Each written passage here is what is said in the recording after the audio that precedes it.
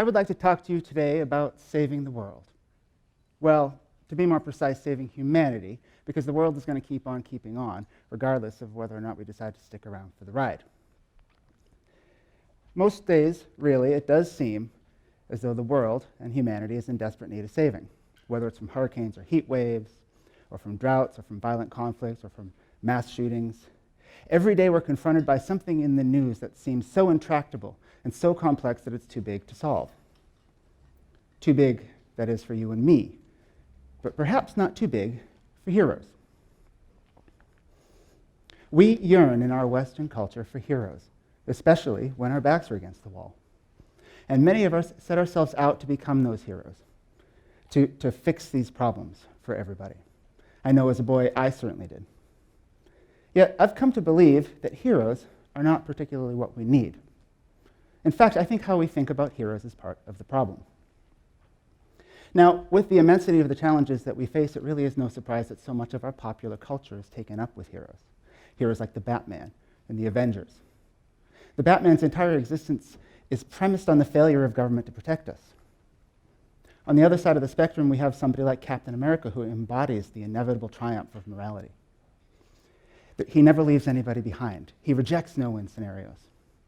Or take Iron Man, who is the inevitability of technology to solve all of our problems. They can do things that we cannot. Captain America famously punched Hitler in the face many times in that comic book. Now, I've invested a lot of my life in heroes. I grew up reading and collecting comic books. I'm a lifelong fan of Star Wars and Star Trek, and I own every James Bond movie on DVD and Blu-ray. Growing up, watching Star Trek, the original series, on a little black and white TV while my mom was working, I believed that everything that I saw there was both desirable and achievable. I wanted to be an astronaut when I grew up, not just an astronaut, a commander, a captain, just like James T. Kirk.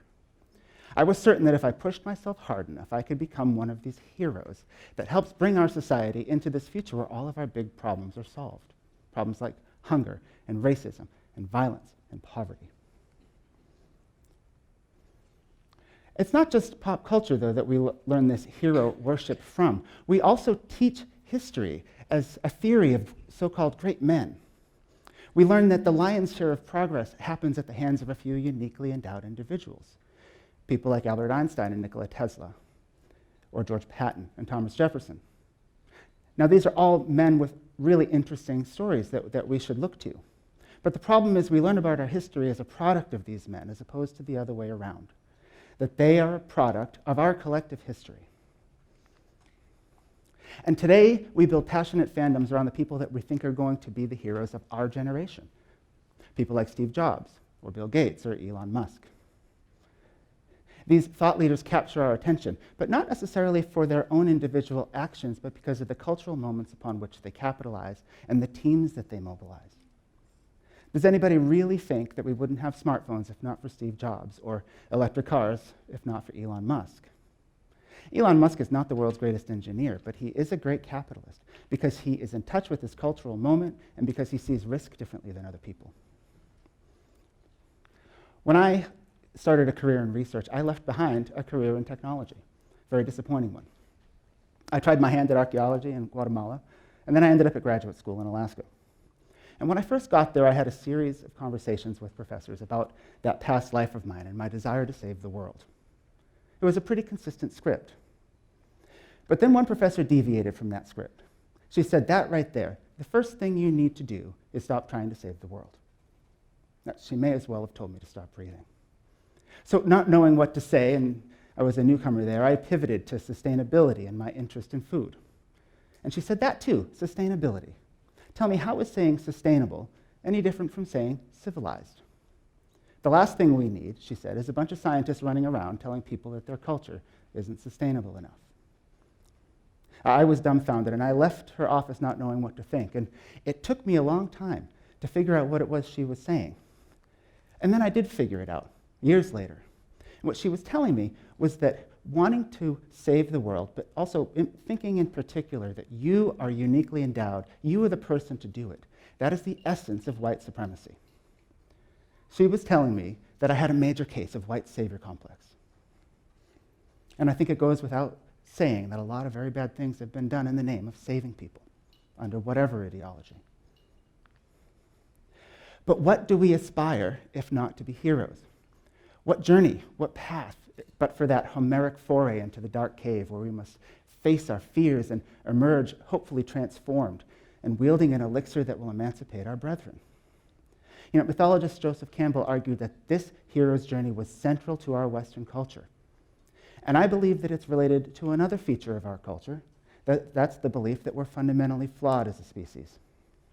For after all, what more would somebody want who thinks they're fundamentally flawed than to be transformed into something better, somebody who could lead, somebody who could save? When I left my career, I left. I drove 5,000 miles from a condo in Palm Beach to this 16 by 20 cabin in the woods in Fairbanks, Alaska. I fancied myself on that hero's journey. And while it did mark a transformation in my life, for too long I was convinced that there was something wrong, that I needed to become someone else, something else. There was some knowledge I didn't have, some secret knowledge, some wisdom that I had to gain before I could make a difference. As I started working with Indigenous peoples in my research, I thought that maybe I'd finally put the finger on it. I was learning how different their worldview was from my own, and I thought, that's it. That's the elixir that I can bring back. I thought, if I could only become so convincingly transformed through my work that maybe one of my collaborators, one of the tribes that I was working with, would adopt me or give me a native name. In hindsight, I realized how crass and appropriative those daydreams were. Here I was, a white man in his 30-something with about as much privilege as you could imagine, and I was only thinking about what I could get to make my own voice more convincing. But even today, recognizing this fallacy with wanting to save the world, I'm still kept up at night worrying that I'm not doing enough to make the world a better place for my daughter, who, incidentally, is also pretty into heroes. And that's the thing. Wanting to save the world is a difficult thing to shed because it's rooted in our compassion and our humanity. But it's tainted with hubris and ego. And the thing is, looking back on the heroes that I admired in my youth, I realized they weren't acting alone. Captain Kirk and Captain Picard both had teams, very diverse teams that rarely saw eye to eye, but who were collectively stronger together. So who do we be and how do we contribute, if not as heroes? Well, our culture, our Western culture, is not the only one with hero stories. Other cultures, many Indigenous cultures, have them as well. They just work a little different. Let me explain.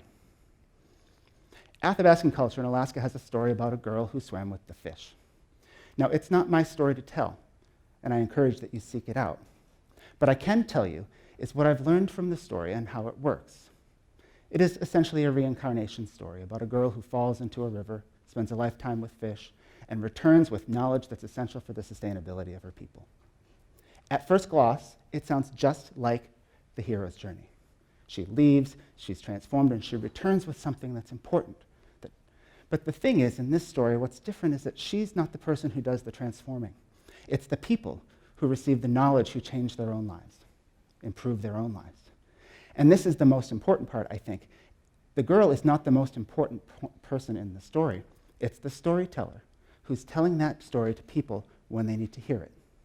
In the exact same way that it was not Captain America who was punching Hitler.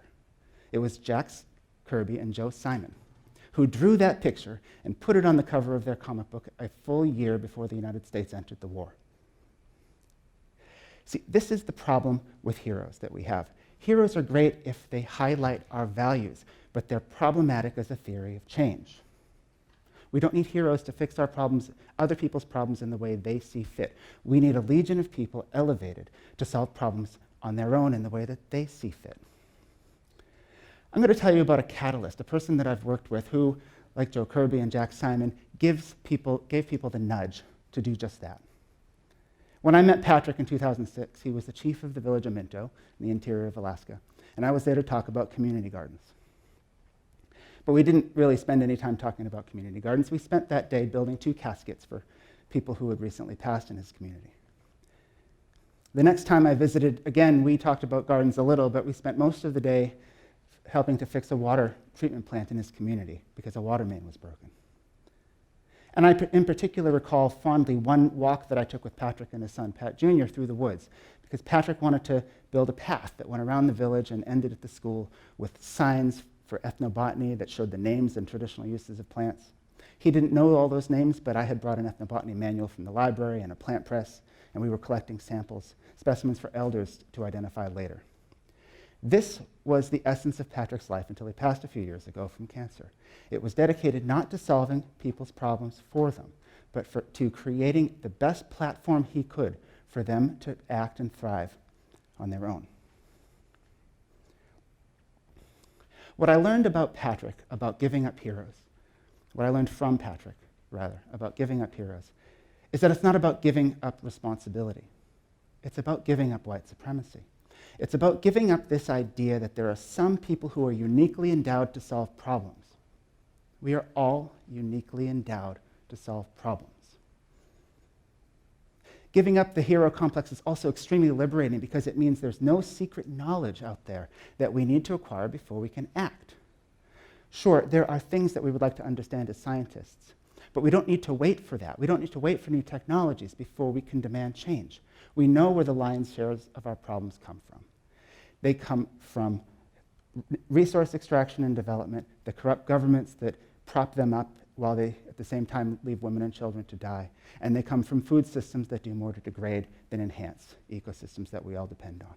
We can disrupt these right now by treating people better, by demanding better, and by, instead of waiting for somebody like Tony Stark to come along, all being a little bit more like Patrick Smith. Thank you.